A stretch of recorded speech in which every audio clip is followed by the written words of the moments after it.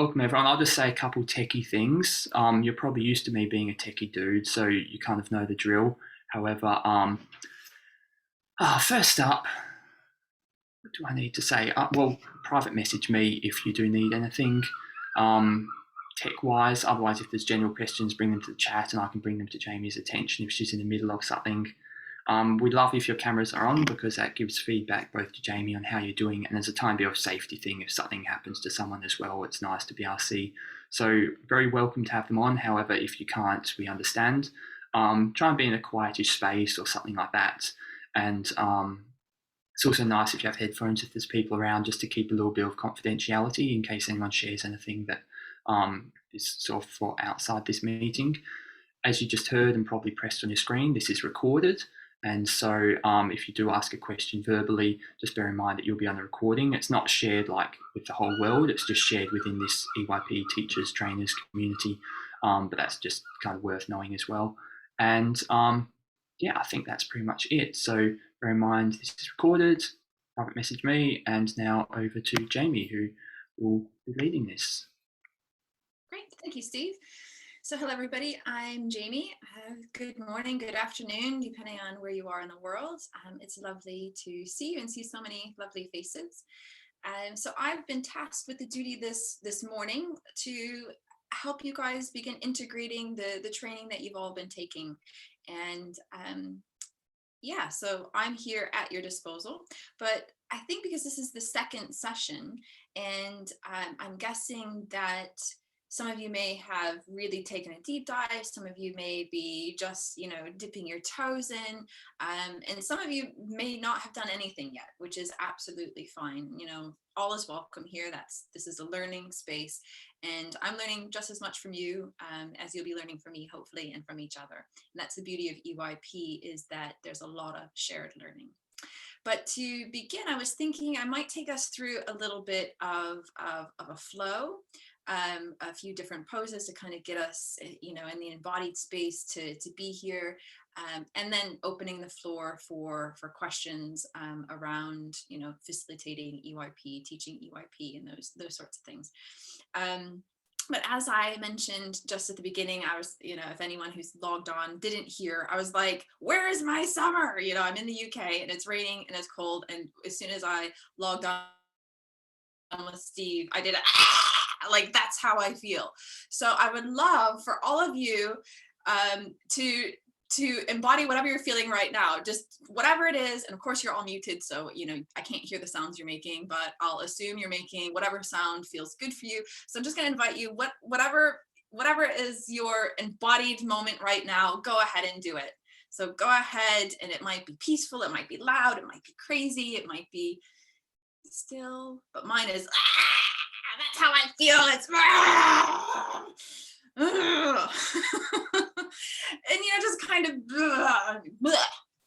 that's and to be honest, I don't know, I feel better now. I don't feel so because I've kind of allowed myself to express it, and that's okay. So I'm just gonna flip through and see what I'm seeing on the cameras. I'm seeing a few and people unsure, okay, who's this crazy lady saying be weird, embody your weirdness, whatever it is.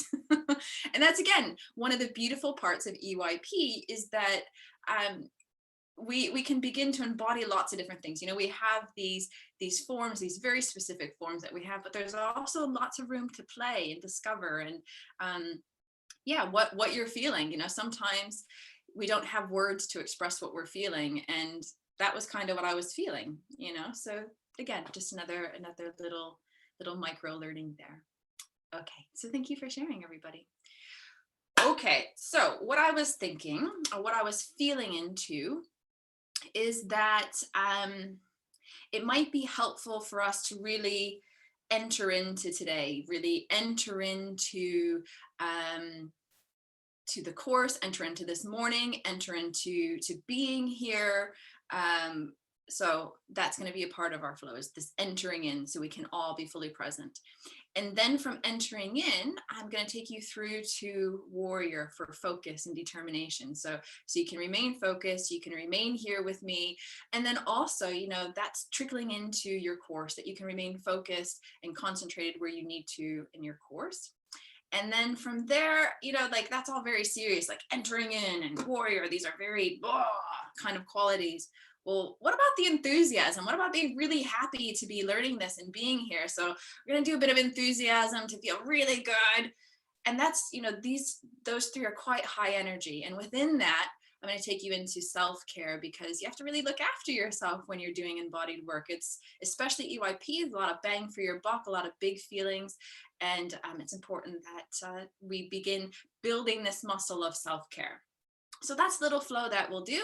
And of course, as with all EYP, everything is a choice. If you don't want to participate and you just want to observe and watch, that's absolutely fine. And if you want to participate in a microwave, you know, sitting in a chair, you're welcome to do that too. You show up however you need to. It's, you know, a full invite, you know, you take what you want from the buffet. So if you would like to do this little flow to get us into the headspace, please come up to standing. Okay, let me just readjust my camera. So anyone who's a little bit sensitive for movement on the camera, please excuse that. All right, so entering in. So if you don't have a yoga mat, and I don't have a yoga mat, I'm a yoga teacher and I have no yoga mat, so there you go. You don't need one. I'm going to turn and face towards this wall, because most of the flow will be better from the side view, okay? And of course, you know, because this is an integration session, if we have questions afterwards, we can show lots of different views, et cetera, et cetera. All right, so entering in. This is a longer stance one. So most of the EYP forms and poses, you know, your feet are like, you know, the width of a mat, and then one leg forward or one leg back. And that's kind of it. But entering in is a little bit different. Entering in is a little more boom. And this is one that Mark developed from, you know, using the Japanese sword. I can't remember the name of that off the top of my head. I should know it. I've got one, but I can't remember the name of it. Anyway, there you go. Oh, Steve's got it. A boken? Is that it? Yes, I remembered. I just needed to see it. Ah! So those of you might be able to see Steve, he's got his boken. Okay, so what we're going to do is we're going to take a longer stance. So one leg forward, one leg back. You choose. It's up to you. One leg forward, one leg back. And whatever leg forward you have, you want 60% of your weight there. So I'm going to put my camera down a little bit so maybe you can see my legs a little bit. I don't know. All right, so 60% of your leg. Oh, great. Steve's going to show you that. Great. So Steve has 60% of his weight forward onto his front knee. Boom. Now with the arms, I want you to bring your palms together. I like to start with my palms together. And then from there, I take my hands back behind me like I'm going to chop something. You know, like I've got that sword.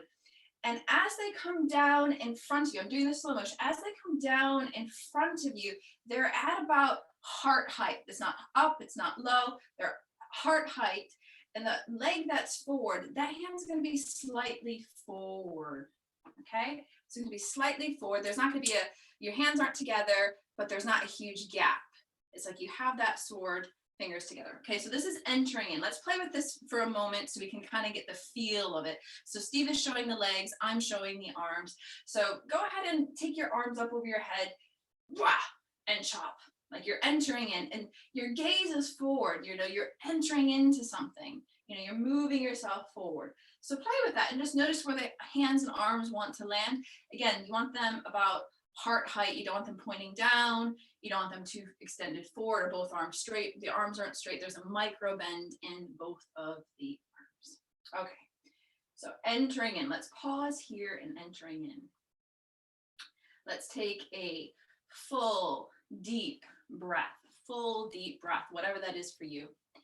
And take a moment to really feel into your own body. Feel the sturdiness of your body. And we're entering into our day. Most of us are starting our day because we're UK, Europe based. We're starting our day, we're entering into it. We're entering into this course. Great, so I'm going to ask you one more time to take the arms above the head and enter in fully. Really enter in fully. Okay, now straight from entering in, I'm going to have you take your back arm, whatever our back arm is, and open straight into a warrior. Straight into a warrior. So 60% of your weight still in your front leg, looking out over your front arm. Both arms are equal. Really, we're here with determination, with focus, bringing our warrior quality. We're going to take no nonsense. We're here for our own learning, right? Again, take a nice, big, full breath here. All right, and then straight from warrior, we're going to pivot. We're going to pivot to enthusiasm. So enthusiasm, because right now we're in this sort of more narrow stance. Go ahead and just step your back leg forward a little bit. Drop the arms up onto your toes. Lift your heart. Really throw yourself back against the feet. If you're unsure, your back heel is lifting, throwing yourself in. Want to let a yes or a fuck. You're here. I'm happy to be here. And then step your legs so they're equal. Wrap your arms around yourself, coming into some self-care. Wrap your arms around you. Again, hands wrapping around the shoulders. You can slightly take the chin down. And just taking a moment, giving yourself care. What is it that you need? What is it that you need to really take care of yourself, to continue with your commitment to be here, to be focused, and keep the enthusiasm? So taking a nice, again, full breath in.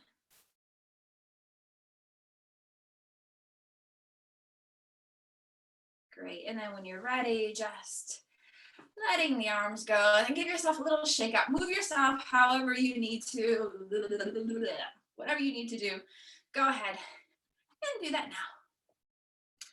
Okay, so I would like to open the floor. I'd like to open the floor to all you lovely people. And please, what's alive for you? What do you need clarity on? You know, I am here of service to you. So please, please, please. I think that you're able to unmute yourself. Do people have that power, Steve, if they need to? They do now. Okay, so you have the power to unmute yourself. So please unmute yourself. And again, if there's nothing specific, then I can just start taking us through the ABCs of some of the poses. You know, I can go on and on about this stuff for ages. So please, please, please. Jamie, I have a question. Yes, thank you. I don't know where I am on your screen. I work with professional women, and they tend to be very in their head. And that was once me, so I completely know where they are and understand. But what's difficult, or what I'm anticipating, because I'm already working with them on, you know, with the body, is that doing these poses, we, as being, you know, people who've done embodiment probably for a while, I'm a yoga teacher too, we feel quite quickly into the body, and these poses bring emotions quite quickly or insight quite quickly. But I'm anticipating that with them, it will be quite tricky, because they'll be doing a pose and go, okay, I can see my arms this way. I can, you know, logically, I can see that maybe this means I should care, but I can't, you know, what else? I can't feel it. So I'm wondering if you could speak to that and maybe give me some insight into how you would take someone who's really in their head through this, and help them with being patient, going slowly, and, you know, uncovering little by little. So that's, yeah. Great, that's a fabulous question, Isabel. So thank you for asking that. And I am familiar with with that type of client and that type of group. And so there are a few different ways that there are many different ways you can approach this. One of them would be, so I saw that you were doing, you know, care pose, or like when you're actually talking about it, because, you know, this is something you care about. So it's interesting you're doing care pose. But anyway, so let's imagine that you're taking them through care pose, you know, like what's within their circle of influence, or, you know, something like that. And if they're not feeling it, like if they're too in their head with it, one of the inquiries that I like to make for people who are stuck in their head is, well, let's go there. Let's go to, isn't that interesting that you're not feeling anything, even though you're moving your body? And so making an inquiry around the numbness. And sometimes also playing in the realm of exaggeration can help people. So, you know, if they're all doing carrot pose perfectly because you've described it perfectly, getting them, what do you actually want to do here? You know, so you're here and you're holding your hands, but what do you actually want to do? And some of them, they might just want to drop it. You know, maybe maybe they care about so much that it's so heavy that they just want to drop it, right? So playing with that exaggeration, where does your body want to go? Exaggerate it, you know, so exaggerate it. So like, you know, maybe they're going to lean forward instead of being with their feet balanced. Maybe they're going to lean back, or maybe they're going to spread their hands, you know, their fingers, pardon me, really wide. So getting them to, so an inquiry around the numbness could be one, or playing in the extremes. Because sometimes if we're in this middle ground, you know, how we're teaching or facilitating the poses are in a balanced way. And I'm doing air quotes, in a balanced way, you know, and by getting them to go too far one way or too far the other way, they can sometimes then relate to it more. So that would be another way.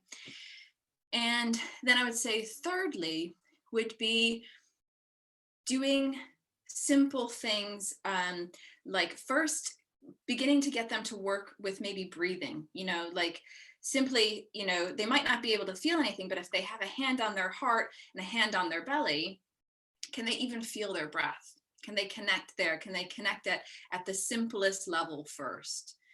And that might be a way to do it as well. So begin working maybe with like a centering technique or something like that, but bringing them to their breath. And then again, if they're not able to feel their breath, oh, well, isn't that interesting? Let's dive there. So again, I don't know your full coaching background or anything like that, but those would be 3 different ways that I might approach that. Does that feel good? Okay, good. Thank you, Isabel. And I thought I saw a question pop up in the chat. Let me see if I can find the chat.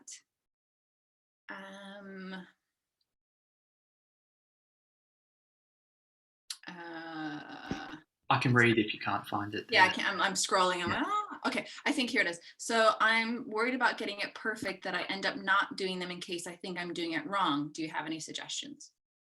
Okay. So what Mark says to that, what Mark says is, it's the good enough pose. It's the good enough pose. And if you yourself are embodying, let's imagine you're facilitating yes. If you're really embodying yes, but you don't have the hands perfectly right, or the chest isn't perfect, but you're actually embodying yes, that's what's actually going to come through to your client. It's like, are you embodying what you're teaching? That's the most important, above whether the hands are like this, or the gaze is here or there. So it's, what is your embodiment? What is your embodiment saying to the client? And again, it has to be the good enough. It has to have the quality or the tone. And you know, no one is perfect, nothing is perfect. And that might be a good inquiry for you, would be playing with triangle pose. We often use triangle pose for perfection. You know, it's like, what is our relationship to perfection? You know, how linear do we have to be? And but that might be a fun inquiry for you. So I don't know if that answers your question, or if you'd like more, but that would be my top tip there. Okay. Could also go all meta with judgment pose and judging your non-perfect judgment pose. Exactly. Exactly. But I mean, really, I think number one is, what are you embodying? That's the big piece for any of this. What are you embodying? Okay. Is there, let me see. Sorry, my chat is small. I don't know why it keeps going small. Let me put it up here. Is there any link if entering feels like to have a robot arms? Do you mean that it feels mechanical when you do it? Is that what I'm hearing? If you'd like, Manya, you're welcome to unmute yourself, and I can ask you, more specifically. But yeah, if if you mean, if it feels mechanical to you, then of course there's an inquiry around that maybe it feels unfamiliar, so it's feeling mechanical. Yeah, Or it's like robotic. It's like a robot. I can't integrate it right now in a moment, so it feels really awkward and stiff. You can hear me?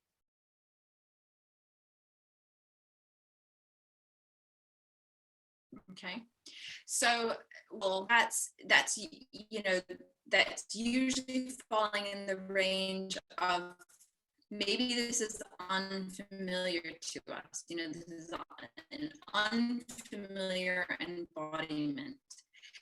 And so then you can take that and use that as an inquiry. Unfamiliar, do I tend not to really put myself forward? Do I tend not to be the person to move forward with things?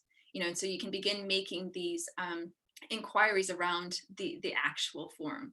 But again, if it's feeling mechanical, then it's one of the ones that feel the worst for us, the ones that feel awkward, the ones that feel mechanical, the ones that we just internally don't want to do.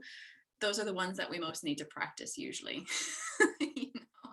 And so I would suggest, especially with entering in, what I find fun with entering in is like karate chop. Like I feel like I'm karate chop, and that's how I can enter in. But maybe that actually, if I take and reflect on that, maybe that says more about the way I enter in. I go full force and I throw myself in.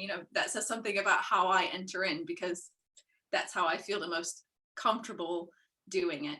But that might be a way just to begin building some fluidity, is to maybe imagine how, use a broomstick if you want, and to begin making it so that way you can feel maybe a sense of flow with it as you begin to repeat the embodiment. Yeah. Okay. Sorry, I'm just going to go to the next question. I think some of the material is being held back till partway through the program to help us keep a steady pace. Could you please speak to that if I'm remembering right? Steve, I'm not sure about that because I don't know how the content is delivered.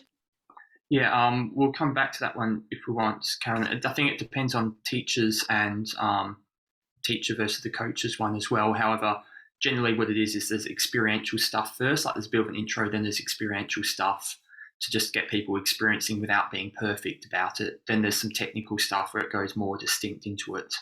And then there's more stuff, whether it's coaching demos or whether it's like integrating into classes and that sort of thing. But if anyone has any specific questions about that, feel free to type it and I can answer it at the end as well. Great, thank you, Steve. And Kirsty in France has her hand raised. So please, Kirsty, feel free to unmute yourself. Hello. I just wondered. I just wondered the way that you did the flow.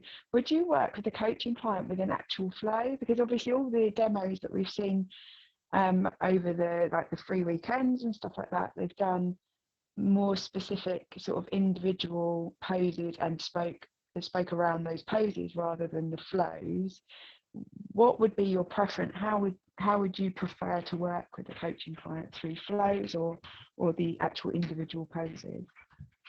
Great question, Kirsty. So again, there's a few different ways to answer that. And in the master classes, that that was done specifically to highlight receiving pose or to highlight vulnerability. So that was done very specifically like that. However, in a coaching context or in a class context, or whether you're working one-on-one or with a group, it really depends on what theme or message you're trying to help land. I personally love a flow. Like I love taking 4 or more poses and putting them together to build around a theme. Like that's one of my personal things that I really love to do. And again, it really depends on what I'm facilitating on. so for example, I facilitate on belonging, and sometimes, you know, I might just do 1 or 2 poses because it's like one will give you a sense of one thing and then the other will complement it, or maybe show you the opposite. So sometimes just doing like yes and no would be a good flow, or giving and receiving, so people can then feel it. But again, I like to be really creative, and I like to put, you know, four things or 5 things together, and normally I would go one into the other to kind of say, okay, you know, this is what we're, a little bit like I did today, but today I gave a little more direction with entering, because entering is kind of quite technical. So my answer is, it depends. It really depends, and I think every EYP teacher will have their preference, and that would be a good question to ask in the EYP Facebook group. Like, ask, you know, all the other teachers, you know, what's your preference, and who are you normally facilitating to? Because I think also who you're facilitating to is gonna, you know, reflect that answer. Yeah, I was going to say, it obviously there would be if someone was familiar with yoga, then it would be easier to do a flow. But if they're not familiar with yoga, perhaps that would be, you know, an indicator to kind of slow it down and do one at a time. I Yeah. didn't know if that's how, you know, if that's how your brain would work in terms of doing that. But thank you very much for answering the question. Yeah, you're welcome. And sometimes it does. Sometimes, you know, some people have 0 yoga experience, but yet I can still do a simple enough flow, especially if it's like doing giving to receiving, because really that's just a shift in weight and a shift in arms. You know, that one's an easy one for someone who might not have any movement experience. So yeah, again, it depends, but I do love a flow. And if anyone ever like needs help with a flow, like, hit me up. I love putting together little flows, so that's a genuine offer. Okay, thank you, Christy. I'm going to look here in the chat, and again, if you have a question, you know, please feel free to raise your hand or unmute yourself. If not, I'll refer to the chat. So we have, with bringing down arms and entering, seems easy to wrench the shoulders. Any tips? Well, Rita, it doesn't have to wrench. I was showing it in this way. You could actually just come into entering in from standing. So you can just have your arms in front and you can do the hands. But because the hand entering in for me feels quite technical, it's quite a technical one. And for me, personally, when I have my hands up here and I bring the arms down, I'm able to get into it, as opposed to bringing my arms out in front and thinking about what hand goes forward and what the distance is. My hands, for me, naturally come into that entering in when I'm doing the chop or the karate sword or something like that. But it doesn't have to wrench your shoulders. You can just come in from this way. Okay. What would you suggest a flow for fear of missing out? Oh, I have a class on FOMO. I did a EYP series last summer, and I do have a whole flow for FOMO. I'm just trying to remember what I put on. Actually, I might have my notes just here, and I can maybe tell you what I did. I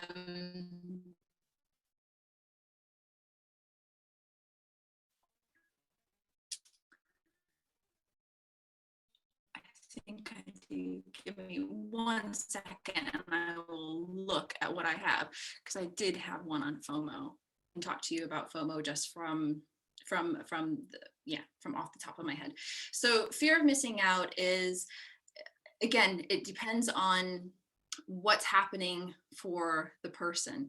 And sometimes fear of missing out for me is taking a minute to look at my inner, like, am I having a problem sitting with myself? You know, so inner might be a valuable inquiry, like, am I having a problem coming here and being here? Also, evaluation pose, because it's taking that moment of, is this something that I really want to be a part of? You know, or is this something that I feel I should be a part of? So taking a moment to come into evaluation and really getting a sense of discernment, because there's so much on offer, right? There's so much that we can be doing as humans, and it's, you know, is this something I want to be a part of? Let's see, what else with FOMO? saying yes and saying no. You know, no is a big one. Like, can you say no to, you know, are you having a fear of missing out? Because is this like a genuine thing because you want to do it, but you can't? Or, you know, FOMO can be a lot about boundaries, you know, not having, you know, steady boundaries around what we're doing. You know, in our society, we have this hyper individualized notion of success, and we have to do. So actually, you know, how are we with our boundaries? So no, yes, you know, care or containment pose. Like I love this one for boundaries. Like this is what's mine, this is not mine. I love that variation. So those might be a few ways to look. I mean, there's so many different ways. You could literally pick any pose off of the EYP list and spin it towards whatever theme you're working towards. Like you could literally spin any pose to what you're working towards, but those are just a few that come to the top of my head. Okay, I'm going to open the chat back up. I hope that was helpful. If not, if you want more clarity, then please feel free to ask.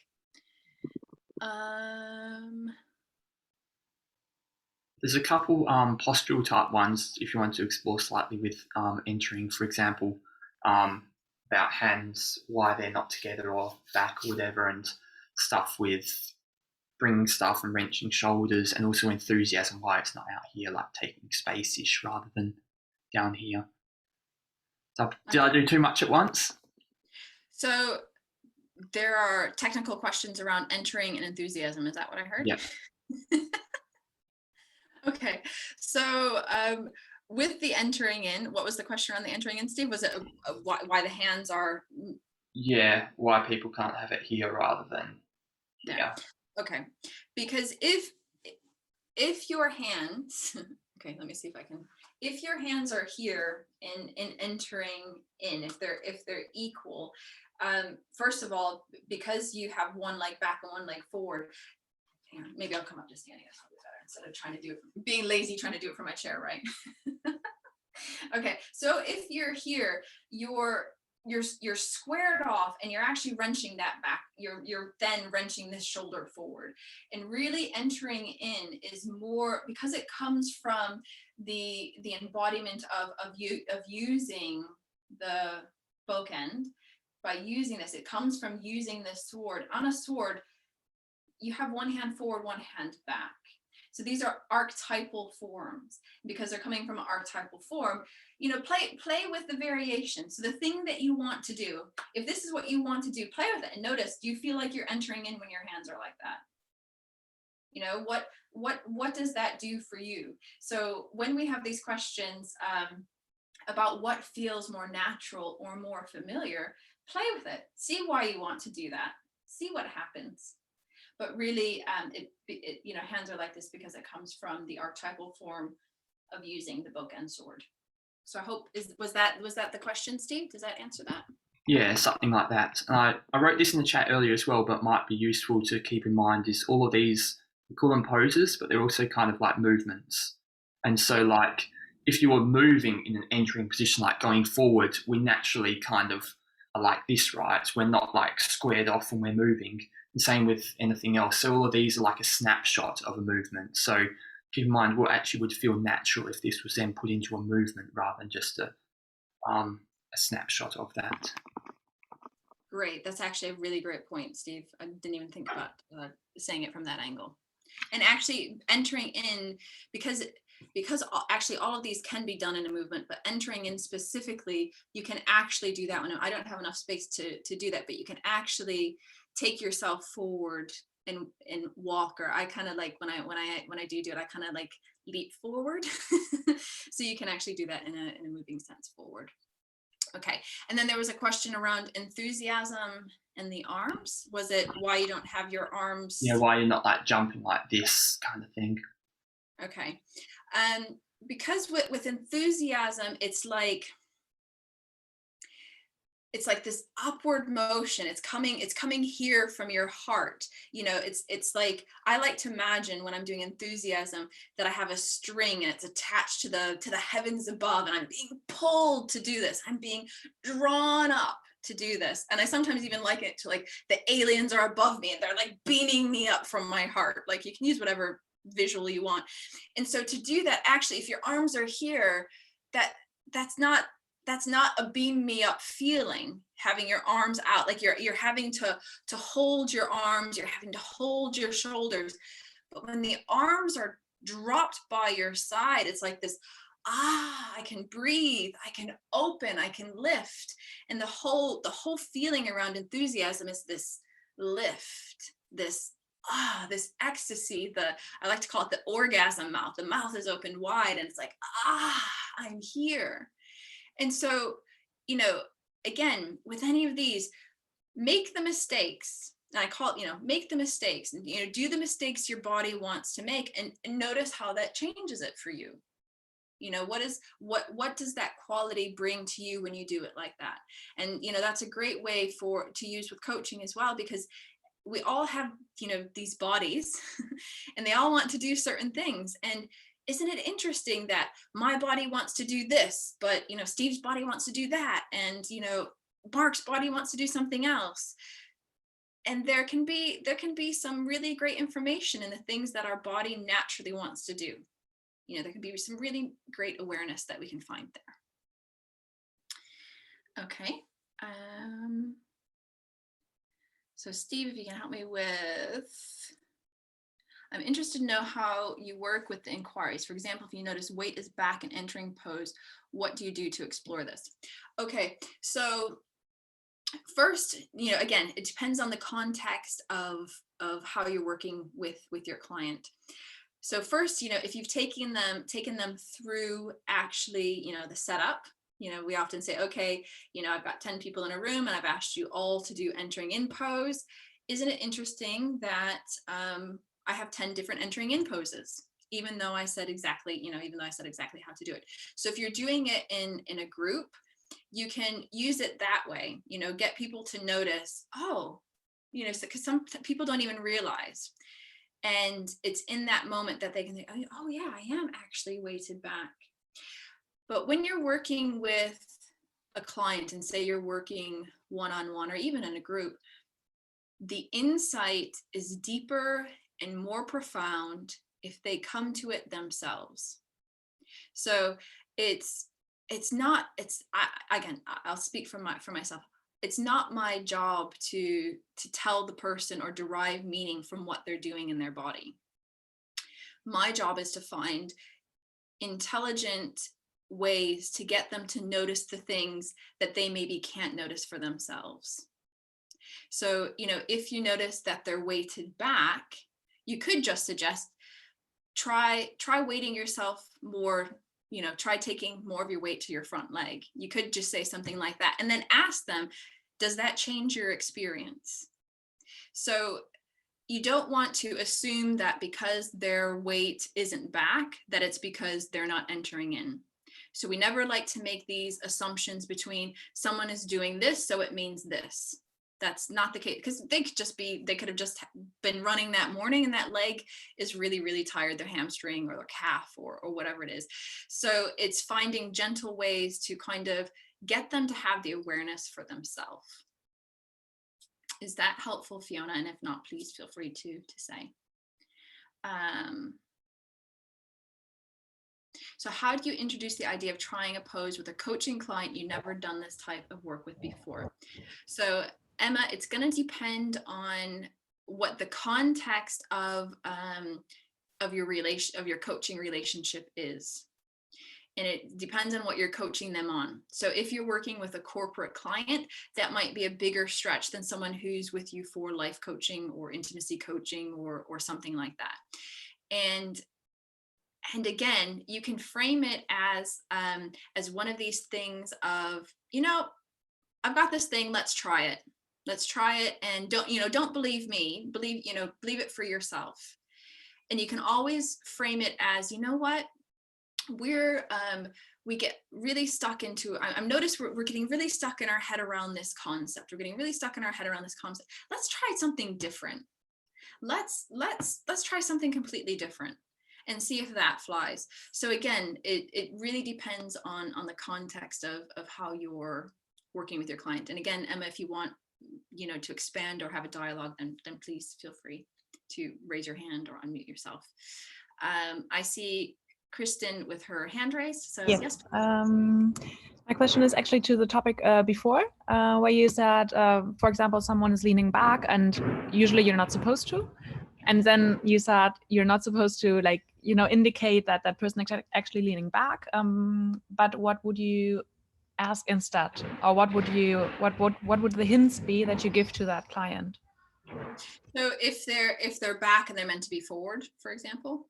So if they're back and they're meant to be forward, you can just try doing a cue of what would it be like to take 10% more, like say they're not leaning back, they're only leaning back a little. It depends on what it is. But what would it be like for you to lean 10% more forward, or take 10% more weight into your front leg?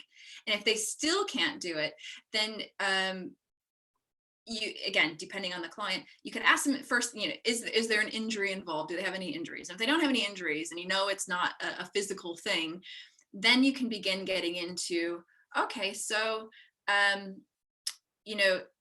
if you're not able to take your weight, 10% more forward, and say it's for this entering in, is there anywhere in your life where you find it hard to move forward? Is it with a project? Is it with an idea? Is it with paying your bills? Is it, and you can kind of begin cueing like the big three. The big three things that we ask about are usually work, family, money, sex, maybe that's 4 then. So you can kind of begin cueing it from that way. But again, not the biggest thing is to not make an assumption that a client isn't doing, is doing this, so it means this. That's up to them to get from A to B, and it's just your job to kind of begin nudging with the inquiries. Yeah, thank you. Yeah, perfect. Okay. There's a quick one here. I just posted in the chat as well for the earlier question, Mark's ebook, Work with Normal People, a guide for hippies. So that has some nice cues around what to do and not to do and stuff. Some of it's obvious, some of it's not. So if that helps. Great, thank you. All right, so Carolyn says, regarding the flow question, Mark's coaching video shows a client needing surrender pose, then expressing that he needs to surrender to something, vulnerability. So they sat together in vulnerability pose. So what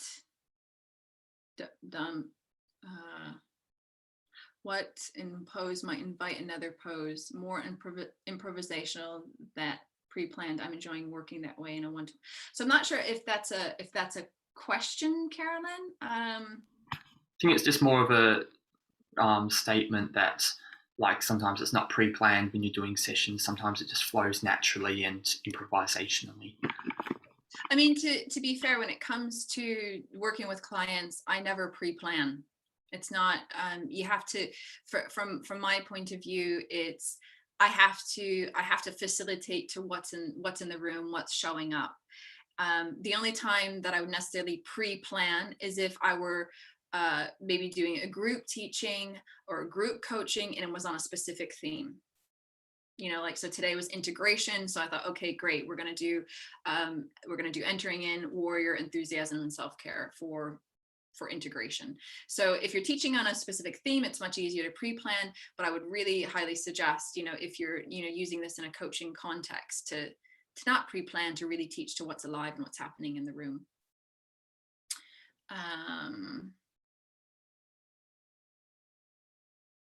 So, okay, I'm just seeing if there are any other. Last one was Milena had, I have a workshop around responsibility versus blame. Is there a pose you would suggest to embody responsibility or ownership?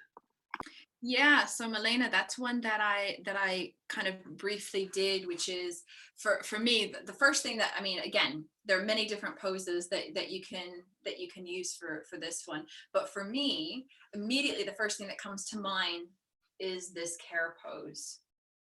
And again, this is boundaries, and I like to facilitate this one as, what is in this circle here? This is what's mine. This is what I'm maybe taking ownership for. This is what I'm responsible for.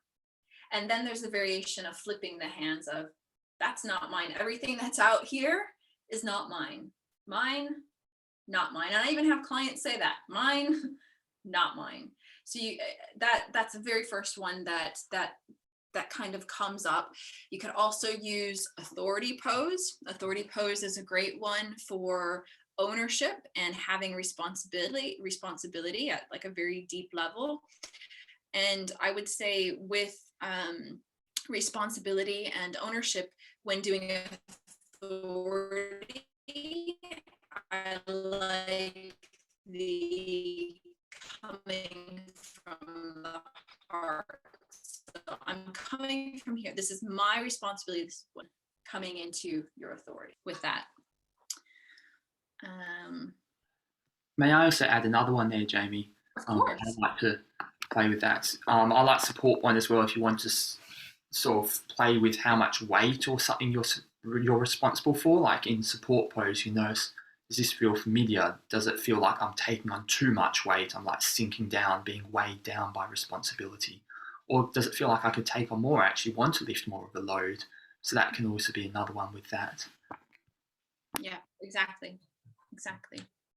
Support is a good one. There's lots of different ways to do support. So if you're doing a workshop, that's kind of exciting because it means there's going to be more than one person. So with support, it's with this one, this is a great one that you can do partnered, because it's kind of like, well, what would it be like? So you could have someone else standing behind them, holding the arm, holding the arms, holding from behind, holding underneath the arms. And, am I able to, let someone else support me? Am I able to have someone else take some of that weight? Does that feel yearned for? Is that needed?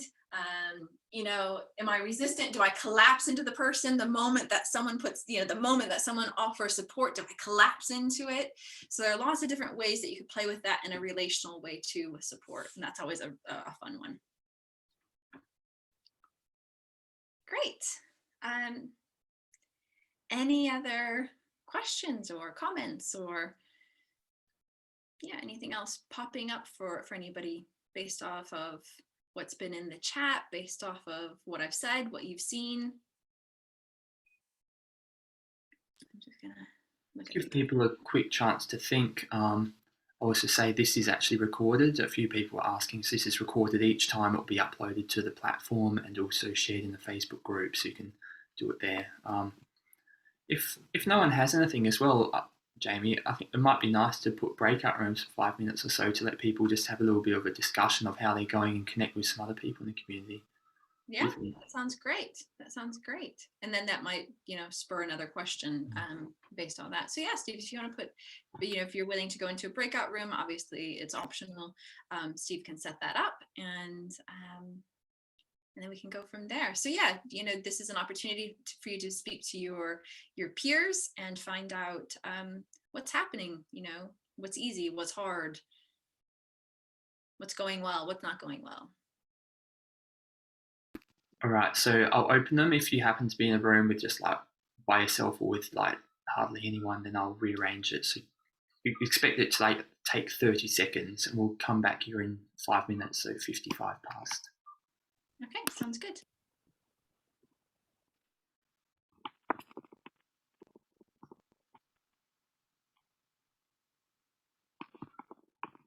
Shall I join the breakout room, Steve? You don't need to, but you can if you want. Maybe I'll pop in, I'll let them go in and then I'll pop in.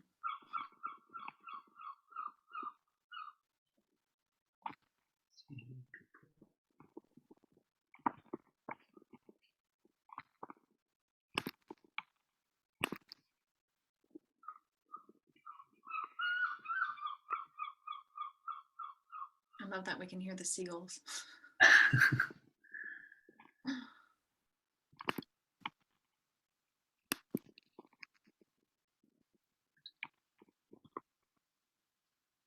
All right, they look balanced-ish.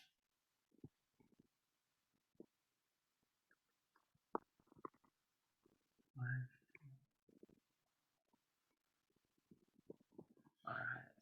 If you are still here because you couldn't join the breakout room, feel free to ask any question if you want, and it's obviously okay if you couldn't join. set my alarm, otherwise I'll forget to bring people back.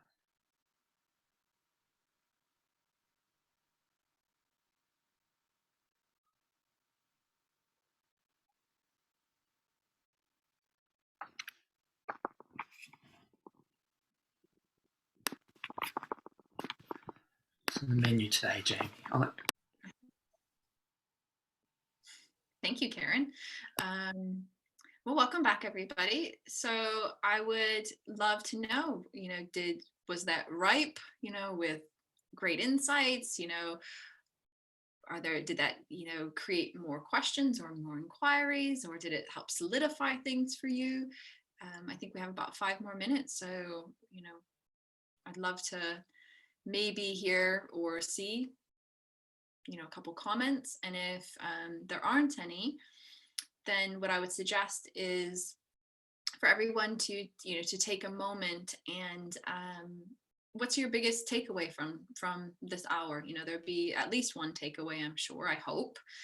So what's your one takeaway? And if you want to start putting those into the chat, that's great, because your takeaway might help somebody else. That's again the beauty of our EYP community, is that we have the shared learning, and so your learning can very well help someone else. So please, if you don't have a question, then put your thanks for observing. Great. Feels like just the right place to have landed in. Fabulous. Community feeling support. We are not alone. That's right. We are not alone. We're definitely not alone in this. We have so many wonderful teachers and teachers to be with so much experience and such a diverse background. And so if there's an area where you're working in and you want some more clarity, drop it into the Facebook group, because there's probably another teacher or someone who's training who might have a similar background and say, yeah, I use it like this. And you might be able to have some shared learning or find some support that way. I'm almost complete, but there's always so much to learn. And the question from people starting help everyone. Yeah, there's always more. There's always more. Kaya says, go with the flow and see mistakes as learning. Exactly. What are the mistakes that we want to make? There's usually some juice in that. The flexibility of movement and playing with it. Yes, it's playful. Like, let's not take this all so seriously. This is, you can have a good time and do it. I think the biggest takeaway is we're all learning at all different stages, but all learning. Exactly. There's no, yardstick to be measured by. We all learn differently. We all take our time. Awareness, kindness, and curiosity at all times. Yes.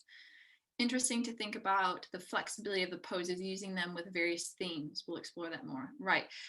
Like EYP is fantastic for teaching to themes. Like if you whatever theme there is, there's a way to fit EYP into it. I love using EYP for theme teaching. Really nice to share experience. Would be good to share and practice with others on the course. Is there a way we can organize this? Steve, if you'd put something in the chat for Fiona, because I know some people are self-organizing around study buddies. So Fiona, yes. The answer is yes. Yeah, maybe I'll just myself make a post in the Facebook group and say, anyone who wants to pod up, like put your things here, like right there with like, yes, I want to, and your time zone or preferred sort of time thing, and then people can sort of reply to the actual comments, and you can organize your own little groups there and do that. Might be nice. Great, thank you, Steve. I'd like to hear more about overthinking a very busy mind, the issue raised today. Overthinking a very busy mind. Shake it out. I'd say shake and move your body in as many different directions as you can, and then find some stillness, doing some meditation. It was good to meet others starting the EYP journey like me. I like the idea of forming a micro group to chat regularly and push me to progress through the course. Great, Kate. So yes, Steve has spoken to that. We're not supposed to tell what to feel and how to feel. That's right. Rather to give clients the tools to get what they're not able to feel and integrate. Exactly. We're here to simply facilitate, hold a mirror and let them figure it out.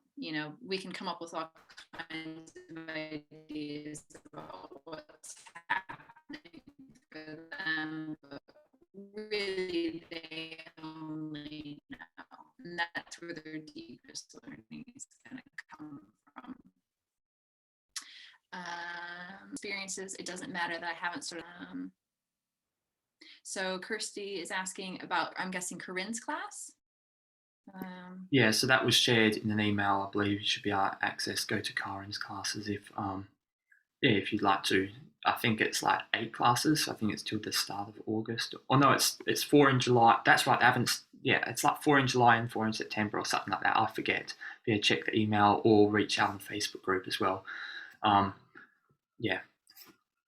In terms of this next thing, actually, while I'm speaking as well, and then Jamie can say the final word and wrap up. But in terms of the next one of these is probably not very good for like anyone in Asia or Australia or New Zealand, and maybe not perfect for Europeans, but it's at 10 p.m. on June 30th. So that's next Wednesday, and that's going to be with Patricia, our favourite Mexican therapist and yoga teacher.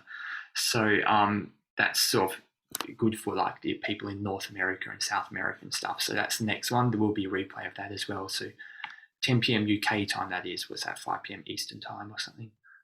Next Wednesday. Jamie, you wrap up. Thank you, Steve. I just want to firstly thank everyone who's turned up today and turned up vulnerable and asked questions and feeling unsure. You know, that's huge to just turn up. I don't want to say just turn up, but to turn up, and to thank everyone who's watching it on recording and taking the time. This work has so much to offer. It's so fruitful, has so much to it, and you're all at the beginning, and it's really fun and exciting. And I think if I were to leave you with one little morsel, one little piece, it would be, don't take yourself so seriously. You know, it's like, allow your sense of play and curiosity to be what guides you. You know, life is too serious as it is, and if we can find that lightness within all of that, that's going to help and serve the people that we're with. You know, it's going to really help serve and make it safer for people to begin getting into their bodies, because not everybody feels safe to get into their body. So if we can come to this with a sense of playfulness and lightness, but also, you know, still having groundedness and all of that, but coming to it with that's going to make it a really beautiful experience for yourself and for others. And of course, if you have any other questions, you know, you can find me. I'm not on Facebook very much these days, but if you tag me in it, I should see it and respond to it within a week. But if you want direct access to me, then you know, you can always send me an email, or, you know, find me that way, or direct Facebook message. Those I do see. So with that, I thank you all very much, and I hope you enjoy a beautiful day, whatever you get up to, and may the sun be shining wherever you are. And we'll see you next time. So thank you.